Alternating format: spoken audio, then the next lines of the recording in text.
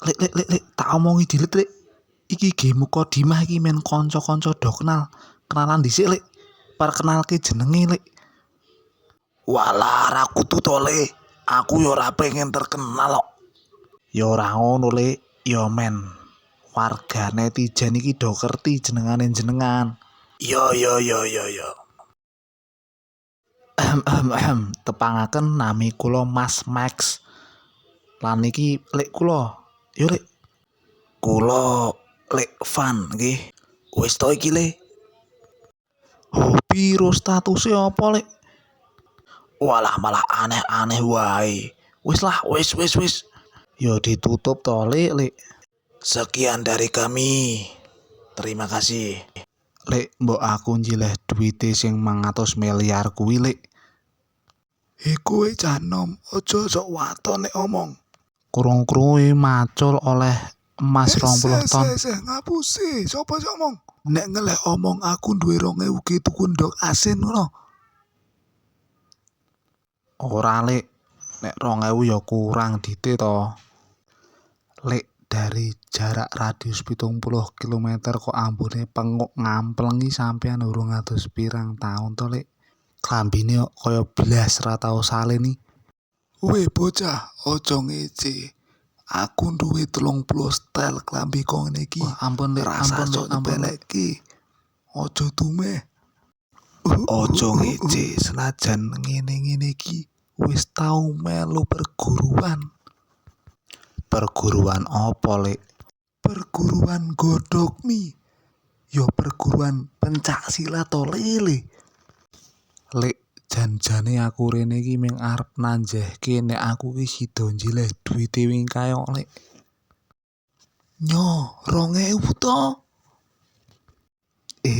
Jan-jane ya kurang, Lek. Tambahi 13.000 ya ora apa-apa, Lek. Tak ge tuku nasi padang karo es teh siji.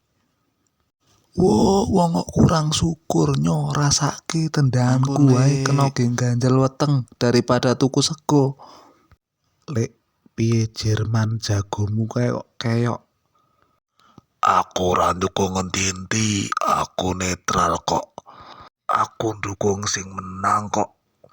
Lah kuwi outfite jenengan kok wis ketok pendukunge Jerman ngono kok. Iki klambi liyane urung do garing. Wah, sembuh, Lek. Aku tetep dukung Brazil, Lek.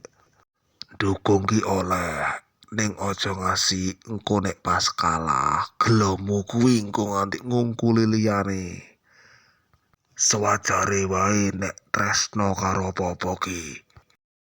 Oh ngono to, Lek ya. Iki sida nobar nang warkop ora, Lek? Ya sida tonjo. Gas. Lek daftar pembawa acara ketompo apa ora? Ketompo aku. Ning kok rada aneh ya kaya Lek ya. Mosok jenengku dadi Endo Gemak? Wekku yo nyeleneh kok dadi selepan ki piye iki. Iki arep dimangkati apa ora, Lek?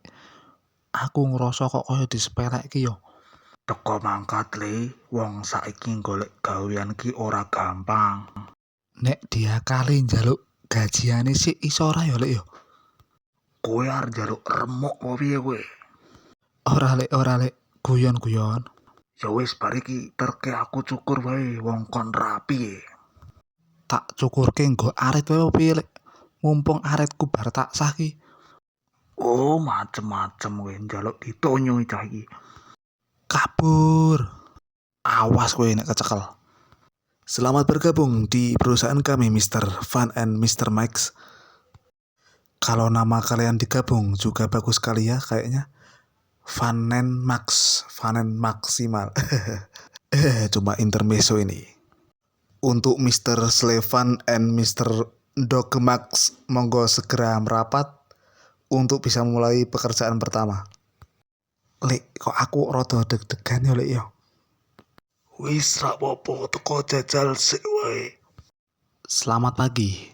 Dimulai dari berita terupdate hari ini bahwa harga sembako kian stabil.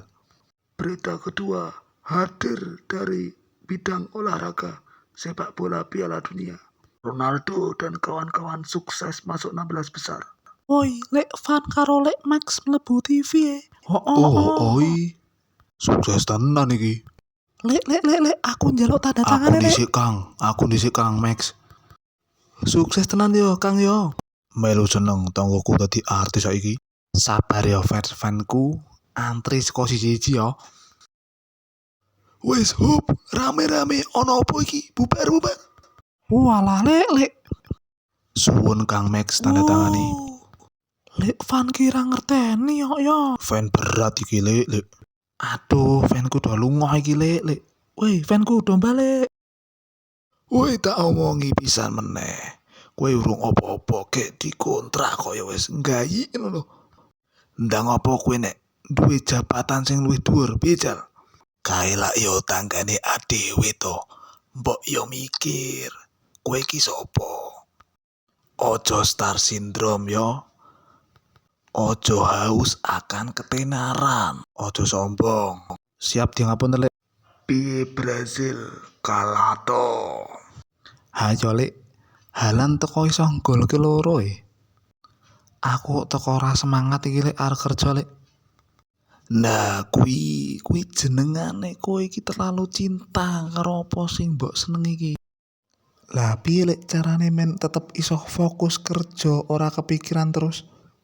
Aku lho lek tak legake tangi wengi iki nonton bal-balan. Urip ki lak yo ibarat mampir ngombe to le. Dunya iki ming sementara. Sing selamanya ki yo akhirat kuwi. Nek bal-balan kuwi lak yo ming dunya to. Nek kowe tangi wengi kita hajut. Lak pekole to le. Karo nonton bal-balan ra apa-apa. Engko njur subuhan masjid njur nyambut gawe. Lak yo malah apik to le.